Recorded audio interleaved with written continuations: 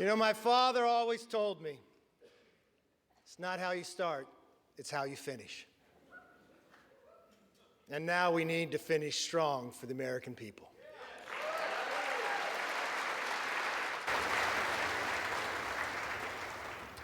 You know, if a son of a fireman and a grandchild of immigrants can rise to the highest position in the most important legislative body in our country, and if my colleague, Hakeem Jeffries, with his life story, can rise to lead his party, then opportunity and democracy still thrive in America.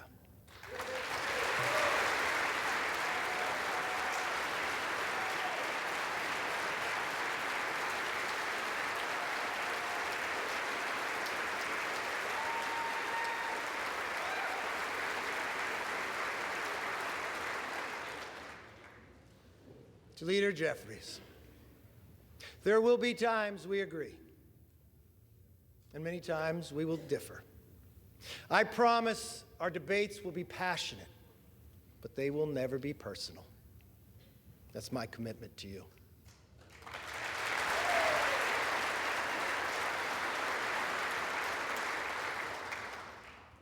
And now, the hard work begins. What we do here today, next week, next month, next year, will set the tone for everything that follows. Tonight, I want to talk directly to the American people. As Speaker of the House, my ultimate responsibility is not to my party, my conference, or even our Congress. My responsibility, our responsibility, is to our country.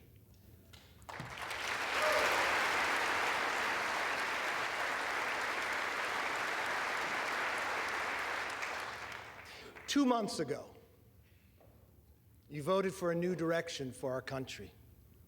You embraced our commitment to America. And now we're going to keep our commitment to you.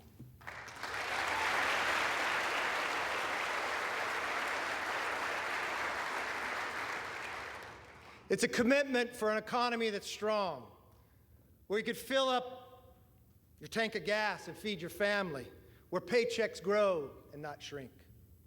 It's a commitment for a nation that's safe, where communities are protected, law enforcement is respected, and criminals are prosecuted.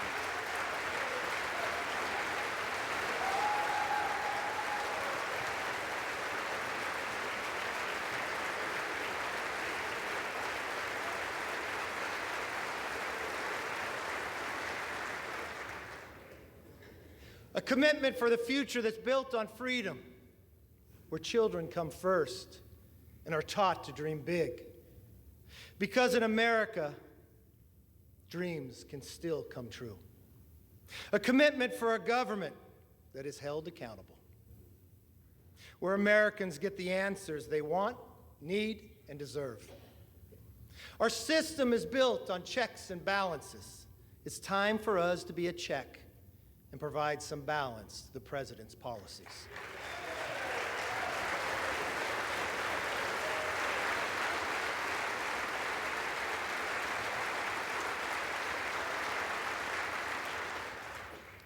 There is nothing more important than making it possible for American families to live and enjoy the lives they deserve. That is why we commit to stop wasteful Washington spending, to lower the price of groceries, gas, cars, housing, and stop the rising national debt.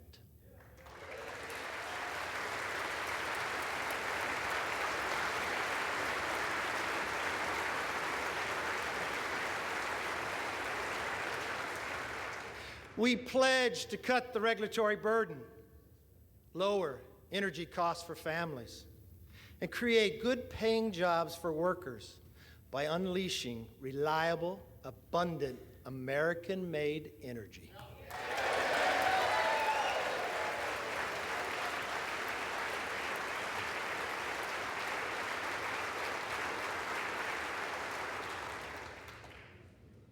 I know the night is late, but when we come back, our very first bill will repeal the funding for 87,000 new IRs.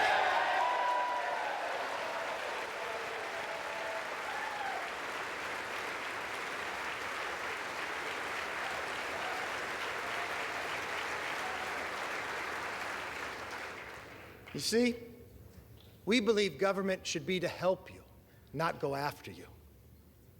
We're going to pass bills to fix the nation's urgent challenges, from wide open southern borders to American last energy policies to woke indoctrination in our schools.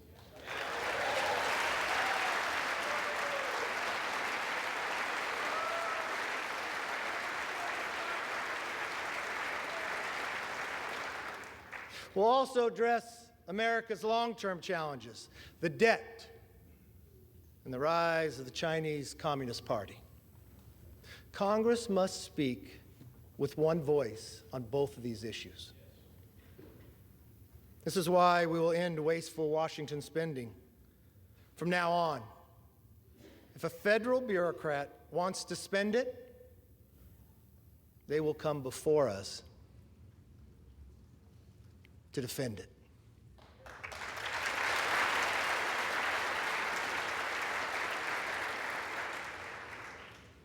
As for the Chinese Communist Party, we will create a bipartisan select committee on China to investigate how to bring back the hundreds of thousands of jobs that went to China, and then we will win this economic competition.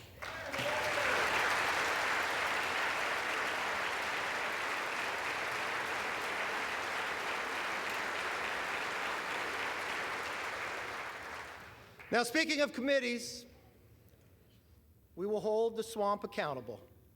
From the withdrawal of Afghanistan to the origins of COVID and to the weaponization of the FBI.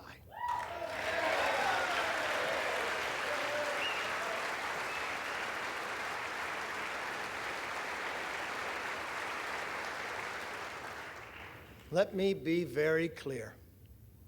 We will use the power of the purse and the power of the subpoena to get the job done.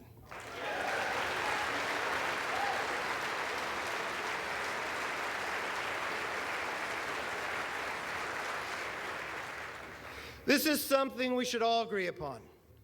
We will stand up and speak out for the backbone of our economy, the hard-working taxpayer.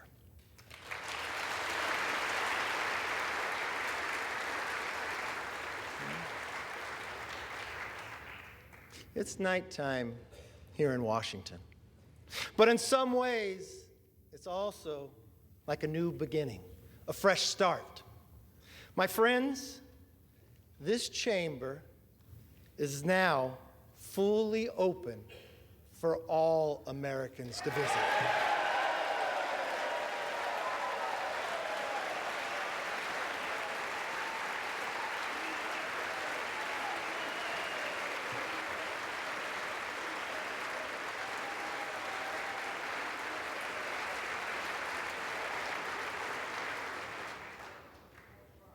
I want to give all Americans a personal invitation. You are welcome to see this body at work. No longer will the doors be closed, but the debates will be open for you to witness what happens in the People's House.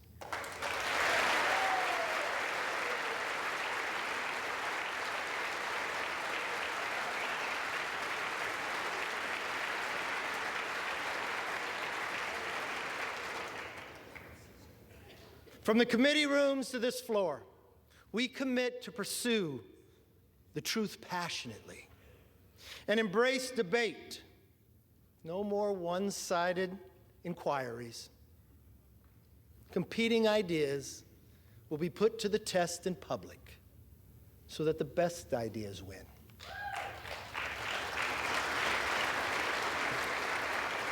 But we also pledge to bring Congress to the people, because answers have not and will not always be found in Washington.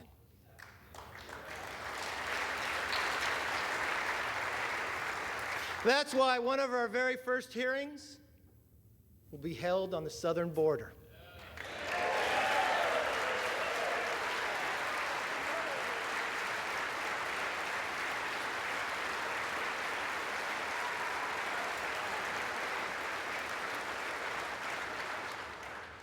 No more ignoring a crisis of safety and sovereignty.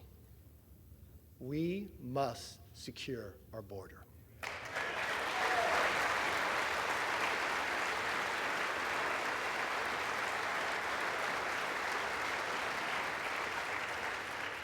We must get America back on track. Now, on a personal note, to my family, here and at home,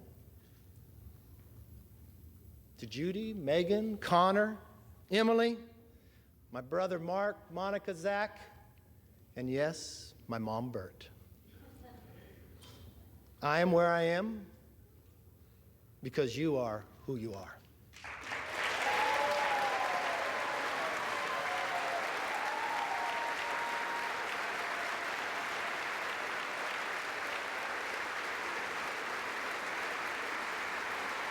You can stand.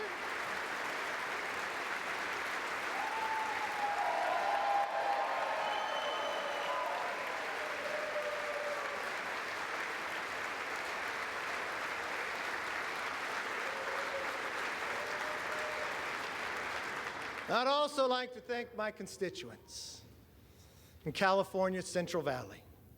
Yes, and especially my hometown of Bakersfield. I don't know if you're familiar with music, but as Buck Owens sings, how many of you that sit and judge me have ever walked the streets of Bakersfield?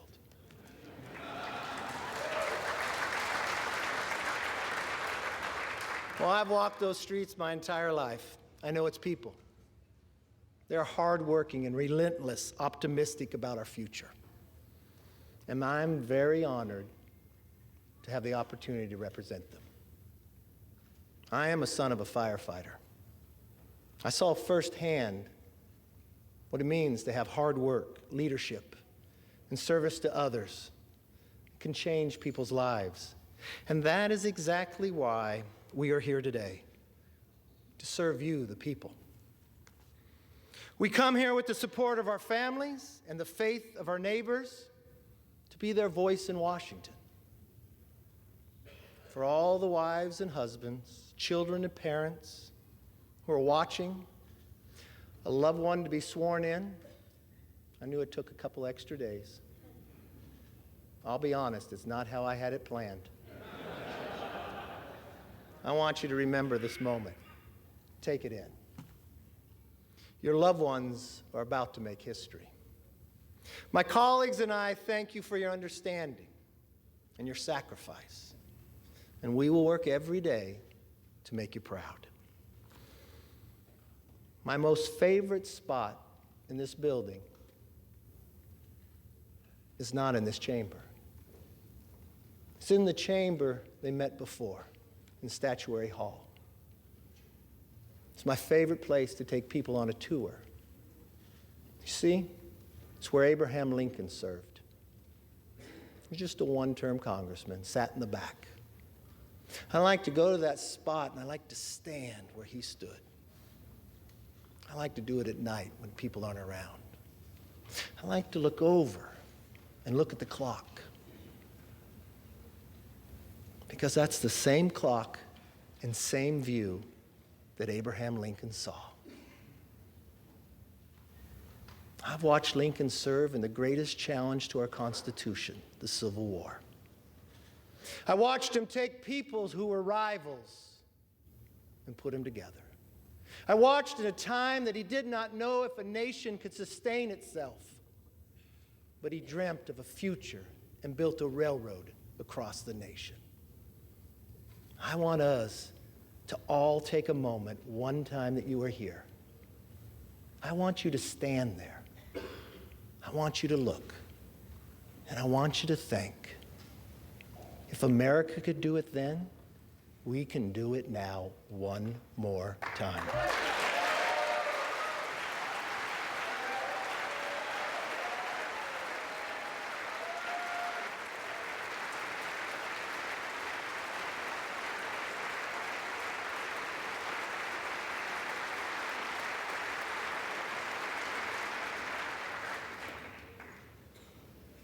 You know, Abraham Lincoln gave his life in service to this country. One of his most important observations about America applies today, as much as it did 160 years ago. He said, "We are striving to maintain the government and institutions of our fathers and to transmit them to our children and our children's children's forever." My fellow Americans, that is still our mission today. This moment calls for restoring trust within our country and with each other. In that spirit, I will work with anyone and everyone who shares our passion to deliver a better future for the nation. I hope you'll join me. As a Congress, we can only operate if we cooperate. My door will be open. I'd like you to come by. I want you to see, as you walk down the hall, a large portrait of Lincoln. I want you to go into that conference room. I want you to see another portrait. My members know of this. It's of Washington crossing the Delaware. You all know the story. It happened on Christmas, 1776. There was no iPhone to take a picture. People wonder when it was painted.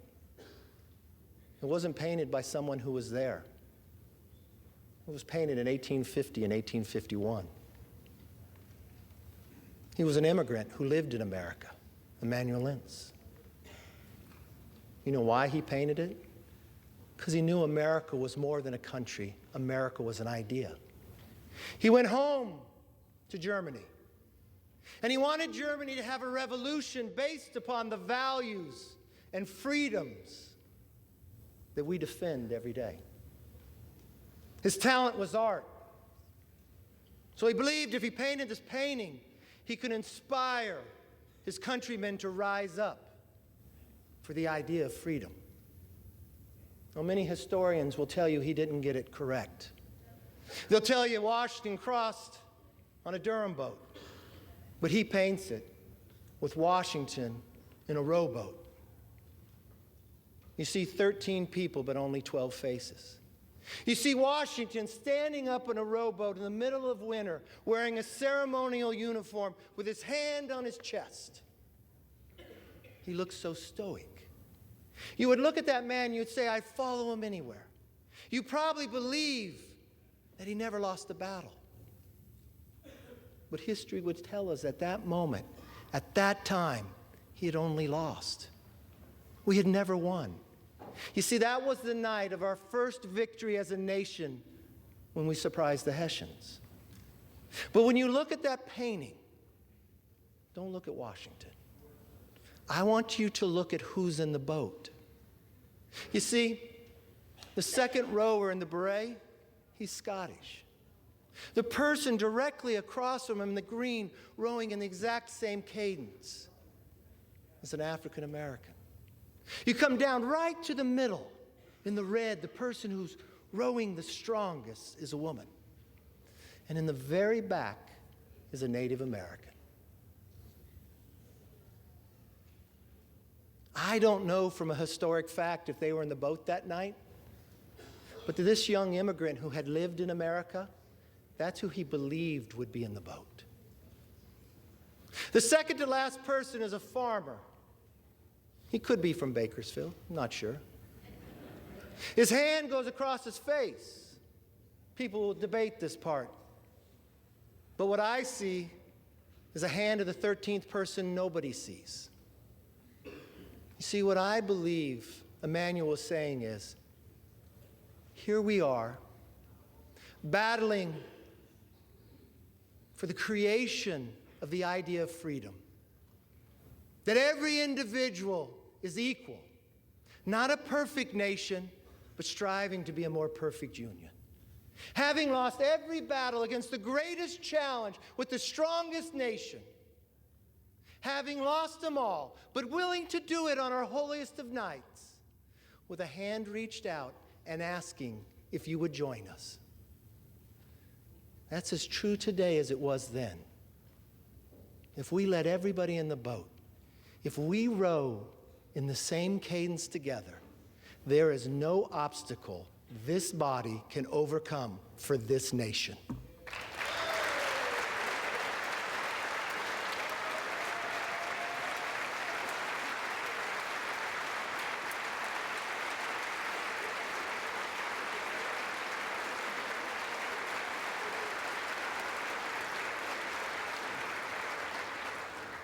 It is time for us to be the voice and worthy of their vote. Let me close with this. I may not know all of you, some of you are new,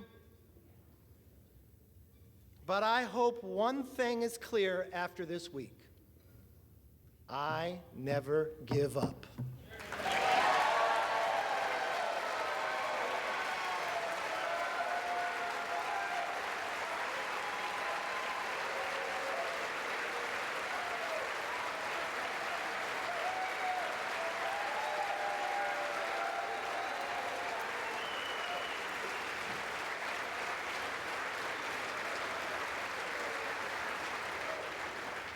And I make this promise.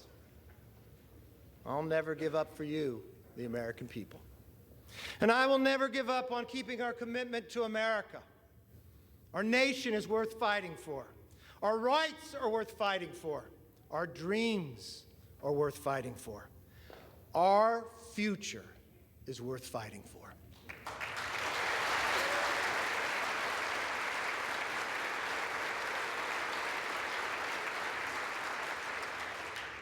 Therefore, with love for this country and charity for each other, let us now take our oath and be worthy of the office on which we are about to enter. God bless everybody in this chamber, and God bless America.